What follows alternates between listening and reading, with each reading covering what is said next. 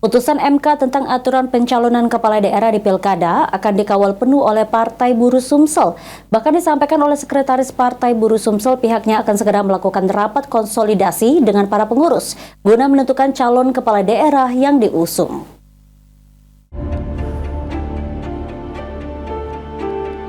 Disampaikan oleh Sekretaris Partai Buruh Sumsel Abdullah Anang, jika putusan MK terkait aturan pencalonan kepala daerah di Pilkada harus disambut baik karena menjadi sebuah kado kemenangan bagi rakyat Indonesia.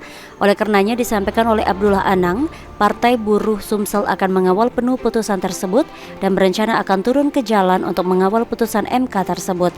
Selain itu, menurut Anang, jika Partai Buruh Sumsel akan segera melakukan rapat konsolidasi dengan seluruh pengurus partai guna menentukan calon kepala daerah yang diusung di Pilkada mendatang.